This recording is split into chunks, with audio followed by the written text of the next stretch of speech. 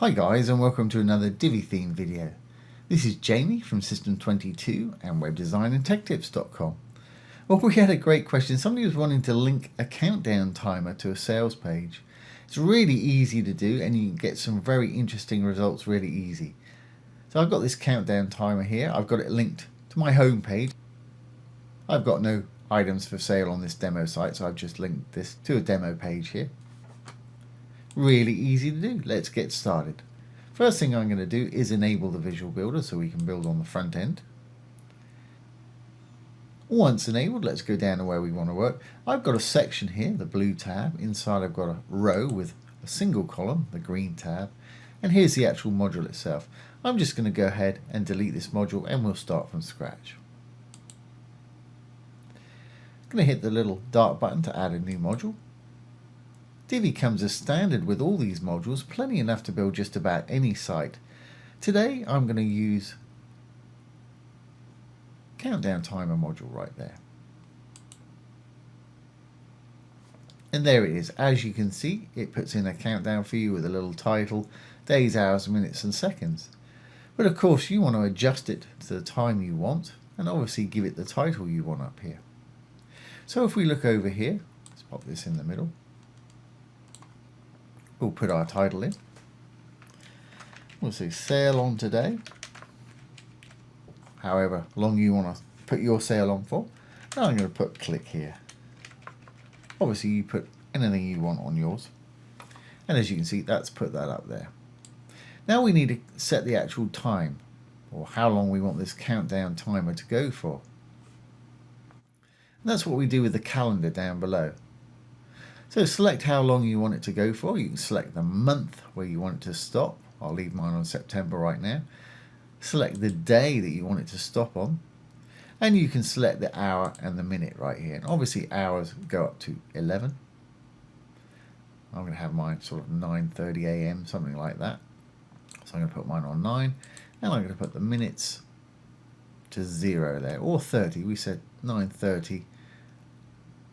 There we go, 9:30 on the 8th of September 2022. So that's going to count down to that date now.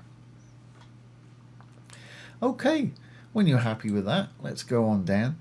Where do we want to link it to? Well, we want to link it to the sales page of whatever sale you've got on, or whatever event it is you're trying to show to your visitors here. Just put the link in here.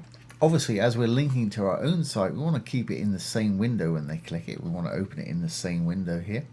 If we were linking to a different site, put it in open in a new tab. That way your site stays open. Always best practice. Okay, well let's make this slightly more interesting now. We'll go down to background. And here's the generic background that it puts in. I'm going to add a few things today just to keep things sort of interesting looking. I'm going to add a gradient. And if you didn't know, Divi's just upped their gradient game. You can add as many stops now as you want and create some amazing effects. So I'm going to make mine red at the top. Just left click on the little button there. I'll do it again. Left click on the color there. I'm going to make it red at the bottom. I'm going to add another one right about the middle here, 50%. Just left click, it adds another one. Left click again. And let's make this one yellow perhaps. It's going to make that stand out pretty well.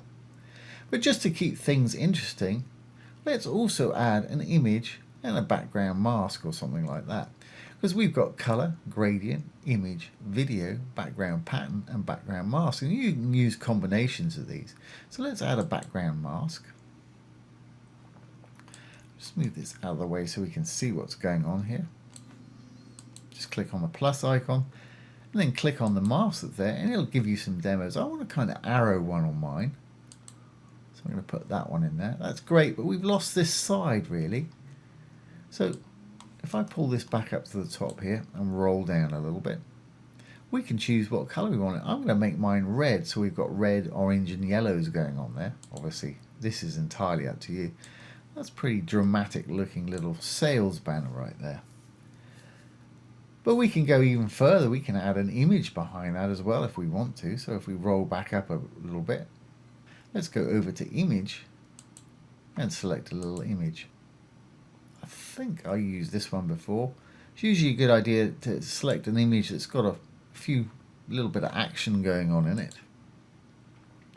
And as you can see, it sort of popped it in here, which is fine.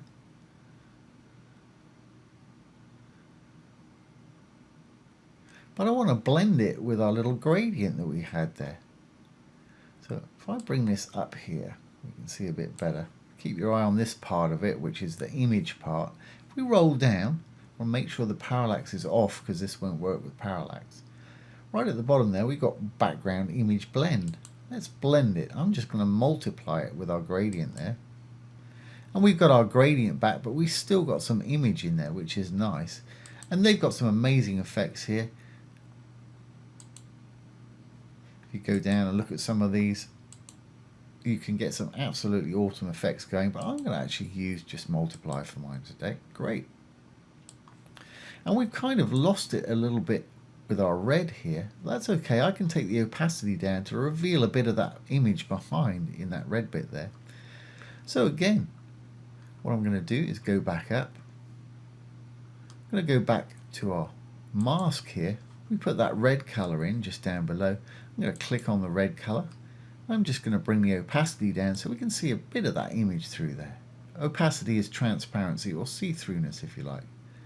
So we've got some of those little hands sort of coming through there. And you can get some great interesting effects this way. Okay, well that's fantastic. It's starting to shape up. It's looking like a sales banner there, or I'm quite happy with it. Obviously you want to make this your own. Okay. I want to decorate this text just a little bit to make it stand out. We can go to Design tab and down to Text or Title Text right here.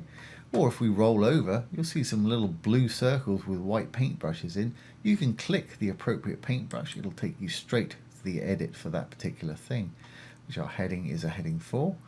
I'm going to make it perhaps semi-bold. And Divi, in case you've not seen Divi before with me, I've got a huge amount of fonts. They really have got a fantastic amount of fonts. I've been using Divi for years, literally 4, 5, 6 years. I've not gone through all these fonts, but there's plenty to choose from. To audition one, just roll over it. It'll give you an example. I'm going to leave mine on the default today, which is fine. I will make it semi-bold, which I've done, and I think I'll capitalize it.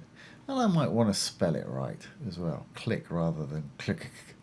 Okay, well let's just fix that in our text. C-L-I-C-K. There we go. Quite often happens when I'm talking and typing at the same time. Okay, and let's do similar for our numbers down below here. I'll just click on the little blue paintbrush icon. Takes us straight there. And I'm going to semi-bold these up. I think I'll add a bit of text shadow just to lift it off the page a bit if we roll down a bit. That works for me, just lifts it off a bit, and I think I'll do the same for the title there. Back to the title. There we go, just makes it stand out slightly more. And while we're on the Design tab, let's give the whole thing a little bit of box shadow. So I'm going to roll down. There's the box shadow. There we go. To me that just lifts it off the page a little bit. And that's a good looking little banner there.